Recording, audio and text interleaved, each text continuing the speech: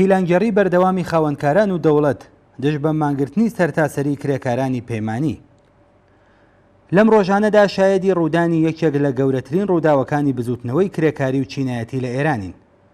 مانگرتنی سەرتاسەری کرێکارانی پەیمانی سەنعەتی نەوتی ئێران کە لە ڕێکەوتی 29 مانگی جۆزەردانی 1400 هەتاوی بە مانگرتنی کرێکارانی پەیمانی شرکەتی فەراب لە وزەخانەی بیتخونی عەسەلویە دەستی پێکرد بۆ چوارەمین هەفتەی بەردەوام هەروە درێژەی هەیە.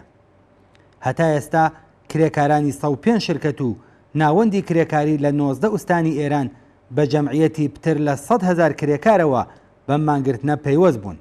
ئەم ئامارە بەردەوام لە حاڵی زیادبووندایە. لە درێژەی هەڵمەتی پشتیوانی لە کرێکارانی مانگرتوو کۆمەڵێک لە خوێندکارانی سەرتاسەری ئێرانیش ڕۆژی شەممە بە بڵاوکردنەوەی بەیانیەک کە هەتا ئێستا لەلایەن 500 خوێندکاری زانکۆکانی ئێرانەوە واژۆ کراوە وێڕای دەربڕینی پشتیوانی لە کرێکارانی مانگرتووی سەنعەتی نەوت بە تەئکیدی دووبارە لەسەر خواستە سەرەکیەکانیان نووسیان ئێمە خوێندکاران داخوازیەکانی وەک کنترۆڵی پەرەسەندنی لە ڕادەبەدەری خصوصی سازی و پەیمانکاری، مافی هەبوونی ڕێکخراوی سربەخۆ، زیادکردنی هەقدەستەکان بە پێی واقعیەتی ژیان، دانی سەریوەختی هەقدەستەکان بە کرێکاران، باشترکردنی بارودۆخی کار، محکومکردنی دەرکردنی کرێکاران و گەڕاندنەوەیان بۆ سەرکار، محکومکردنی هەڵسوکەوتی قەزایی لەگەڵ کرێکارانی ناڕازی بە بێعەداڵەتی، پێکهێنانی ئەمنیەتی پیشەیی و هەڵوەشانەوەی گرێبەستی کاتی و زاڵمانە، بەهرەمەندبوون لە مافی گشتی مەسکەن، ئیمکاناتی فێرکردن، پێداویستی دەرمانی و ڕفاهی بە بەرهەق و وەدیهێنانیان بە زەرورەتێکی خێرا و حاشا هەڵنەگر دەزانین. ئەم جۆرە پشتیوانیانە هەروە درێژەی هەیە و کرێکاران بەردەوام بە خۆڕاگریەکی شایەنیستایشەوە لەسەر دابینکردنی گشت خواستەکانیان پێداگریەکەن.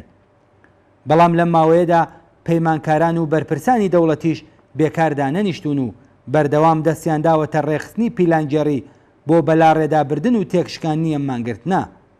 شۆڕەی ڕێخستنی ناڕەزایەتی کرێکارانی پەیمانی کە لە ئاوهانکردنی ئەم مانگرتنەدا ڕۆڵ دەبینێ لە بەیانیەکی خۆیدا بەردەوام سەبارەت بەم مەترسیە هۆشداری داوە و هاوکات هەوڵشی داوە جەماوەری کرێکار بۆ پوچەڵکردنەوەی پیلانگێڕیەکان ئامادە بکات. بۆ نمونە ئەگەرچی کرێکارانی ڕەسمی سەنعەتی نەوت و پێترۆشیمی هەتا ئێستا بەم مانگرتنە پەیوەست نەبوون، بەڵام شۆڕای ڕێخستنی مانگرتن کە لە ڕاستیدا وتەبێژی وشیاری کرێکارانی مانگرتووە لە بەیانەیەکی خۆیدا بە مەبەستی تەئکید لەسەر یەکگرتووی چینایەتی کرێکاران و پوچەڵکردنەوەی سیاسەتی ناکۆکینانەوەی دەوڵەت هەندێک لە خواستی کرێکارانی ڕەسمیشی تێکەڵاوی خواستی کرێکارانی پەیمانی کردووە. هەر لەم پەیوەندەدا کومیتەی دفاع لە کرێکارانی مانگرتوو کە لەلایەن هەڵسوڕاوانی کرێکاری ناوخۆوە پێکهاتووە لە بەیانەیەکی ژمارە 2 خۆیدا نووسیویەتی خاوەنکاران و دەوڵەتی پشتیوانیان بۆ تێکشکاندنی مانگرتن گەلێک هەوڵی جدیان خسوەتە دەستوری کاری خۆیانەوە کە بریتین لە پێکهێنانی ناوەند و ڕێکخراوی بەڕواڵەت کرێکاری، بەڵام لە ماهیەتدا دژە کرێکار، لابردنی کرێکاران لە شرکتێک و دامەزراندنیان لە شرکتێکی دیکە بە ئامانجی پچڕاندنی پەیوەندی نێوان کرێکاران و کەڵە گوەرگرتن لە تاکتیکی وەک ڕۆژموزدیکردنی کرێکاران و گەلێک فڕوفێڵی دیکە بۆ تێکشکانی مانگرتنەکەیان. لەم بەیانیەدا داوا لە کرێکاران کراوە تا بەرەو پێکهێنانی ڕێکخراوی سربەخۆ لە دەوڵەت و خاوەنکار هەنگاو هەڵگرن، چونکە ئاسی ڕێکخراوبوونی کرێکاران لەگەڵ توانای دانوستان بەرامبەر بە دەوڵەت و خاوەنکار پەیوەندی ڕاستەوخۆی هەیە. هەروەها بەپێی راپۆرتەکان شرکەتە پەیمانکاریەکان لە ڕێگەی بەبارمتەگرتنی هەقدەست و مافی کرێکاران هەوڵەدەن کرێکاران بگەڕێنەوە سەرکار.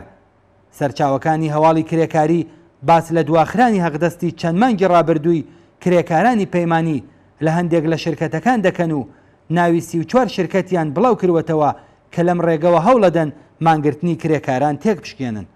شۆڕای ڕێخستنی ناڕەزایەتی کرێکارانی پەیمانیش ڕۆژی دووشەممە لە بەیانیەکدا وەک نمونەیەک لەم شرکەتانە ئاماژەی بە شرکەتی ئابدراهان کەوسەر کردووە کە هەقدەستی مانگی جۆزەردانی کرێکارانی مانگرتووی خۆی نەداوە. ئەم شۆڕایە تەئکیدی کردووە کە نابێ ڕێگە بدرێت خاوەنکاران هەقدەستی کرێکاران بە بارمتە بگرن و لەم ڕێگەوە کرێکاران ناچار بەگەڕانەوە بۆ سەر کارەکانیان بکەن. یەکێک لە کرێکارانی جۆشکاری چالاک لەم کەمپەینەدا سەبارەت بە تاکتیکی دووبەرەکینانەوەی ڕژیم بۆ تێکشکانی مانگرتن دەڵێ دەیان هەوێ ئیدارەی کاری ناوچەی تایبەتی ئابووری بکەنە شۆڕای ئیسلامی کار تا مەسەلەن لە کلێکاران دیفاع بکەن. بەڕاستی پێکەنی ناویە بە تەمای ئیدارەی کارەکەیان بکەنە شۆڕای ئیسلامی و ناویشی دەنێن ڕێکخراوی کرێکاری. بەڕاستی 40,000 حراستیان بەس نییە کە ئێستا پێویستیان بە شۆڕای ئیسلامیشە. شۆڕای ئیسلامی بۆ ئێمە نابێتە وەڵام، خواستەکانمان وەدی بێنن. خواستی کرێکارانی پەیمانی نەوت و پێترۆشیمی لە ناوەڕووکی واقعی خۆیدا خواستی گشت چینی کرێکاری ئێرانە. بردنەسەرەوەی ئاستی هەغدەست، هێنانە خوارەوەی سەعاتی کار، ئیمەنی شوێنی کار، ئاسایشی شوێنی ژیان، ئەمنیەتی پیشەیی، مافی پێکهێنانی ڕێکخراو، پێدانی سەرەوەختی هەغدەستەکان و هیتر کە لەلایەن کرێکارانی مانگرتووەوە بە وردی باسی لێکراوە لە زمرەی ئەو خواستانن کە کرێکارانی سەرتاسەری ئێران بۆ دەستڕاگەیشتنیان بەردەوام خەباتیان کردووە و خەباتیش دەکەن. ئێستا دەرفەتێکی یەکجار بەبایەخە بۆ ئەوەی کە خەباتێک کە تا دوێنێ بە شێوەی پرژ و بڵاو لە ئارادا بووە لە دەوری ئەم خواستە گشتیانە یەکگرتوو بێت. بێگومان بوونی هەرم ئیمکانە واقعیەیە کە خاوەنکاران و دەوڵەتی بۆ ڕاگررتنی ڕەوتی ڕوو لە گەشەی ئەم مانگرتنە وەجم و جۆڵ خستووە.